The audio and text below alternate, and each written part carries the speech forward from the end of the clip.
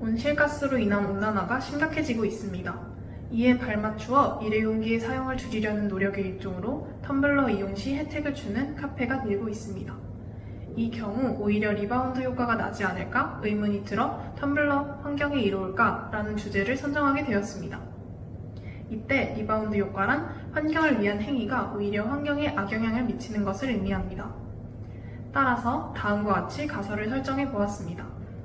텀블러 제작 과정에서 배출되는 탄소 배출량이 일회용 컵에 비해 매우 클 것이며 텀블러 재사용 횟수가 적을 것이기 때문에 텀블러의 사용을 권장하여 텀블러의 구매량을 늘리는 것은 오히려 환경에 악영향을 미칠 것이라는 가설입니다. 이때 환경오염의 정도를 온실가스의 배출량으로 확인하였는데 일반적으로 온실가스의 배출량을 이산화탄소 환산량으로 변환하여 나타내기 때문에 이번 통계에서도 이를 적용하였습니다.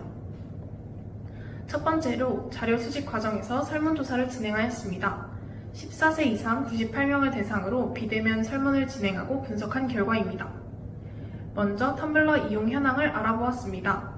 평소 텀블러를 이용하는 사람은 절반 가까이 되었지만 카페에서 이용하는 사람은 현저히 적은 것으로 보아 텀블러 이용 할인 혜택 정책이 효과적이지 못하다는 것을 알 수 있습니다.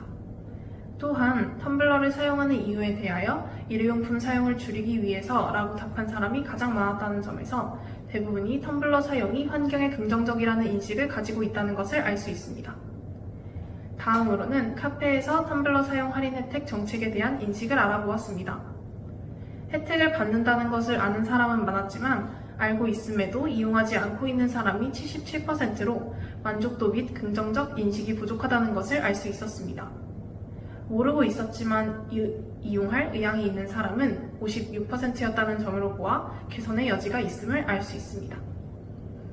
두 번째로 일회용 컵과 텀블러의 탄소 배출량을 개선하기 위한 자료 조사를 진행하였습니다.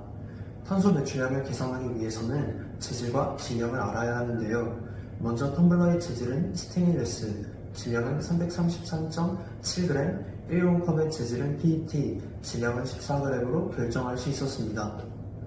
텀블러의 재질은 한국기업 평판연구소에서 운영하고 있는 브랜드 평판이라는 사이트에서 1, 2, 3위를 하고 있는 오픈마켓 브랜드를 조사하여 각 마켓에서 가장 매출이 높은 5개의 텀블러를 선정하여 재질을 선택하였습니다. 재질과 달리 질량은 표기되어 있지 않아 오픈마켓에서 판매되는 질량이 표기된 27개의 제품을 조사하여 평균 질량을 도출하였습니다.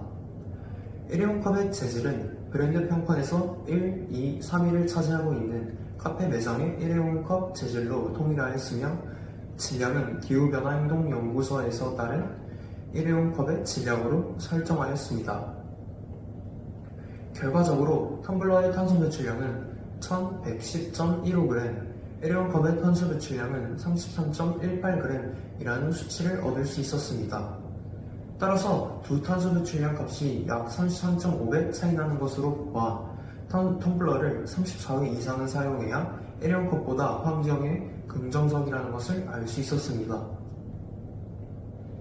마지막으로 설문조사 결과를 통한 분석을 진행하였는데요. 답변 데이터 중 한 달 카페 이용 횟수에 따른 사람 수, 카페에서 일회용 컵과 텀블러 이용 비율에 따른 사람 수, 한 개의 텀블러 이용 기간의 데이터를 이용하여 1년 기준 탄소 배출량을 오른쪽 가장 아래에 있는 그래프의 옆에 있는 방법을 통해 계산하였습니다.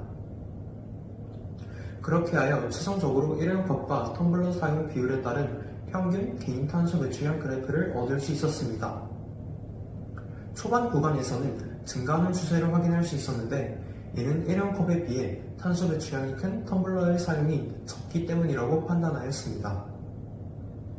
후반 구간에서는 탄소 배출량이 급격하게 증가하는 추세를 확인할 수 있었는데 이는 항상 텀블러를 이용하는 표본의 개수가 한계였고 이 데이터의 텀블러 교체 기간이 4개월로 짧았기 때문에 높은 탄소 배출량이 나온 것으로 판단하였습니다. 전체적으로는 탄소 배출량이 감소하는 추세임을 확인할 수 있었는데요. 일회용품의 사용 비율이 높을수록 탄소 배출량이 높고 텀블러의 사용 비율이 높을수록 탄소 배출량이 낮기 때문에 리바운드 효과가 나타나지 않는다고 판단할 수 있었습니다. 통계 조사를 통해 리바운드 효과의 영향이 미비하다는 것을 확인할 수 있었기 때문에 텀블러 사용을 더욱 권장하는 것이 좋다는 것을 알 수 있었고, 설문조사를 통해 현재 시행되고 있는 텀블러 혜택 정책이 효과적이지 못하다는 결과를 얻을 수 있었기 때문에 텀블러를 이용했을 때 혜택에 대한 홍보 그리고 인센티브가 강화되는 방향으로 정책이 추진되어야 한다는 결론을 내릴 수 있었습니다. 감사합니다.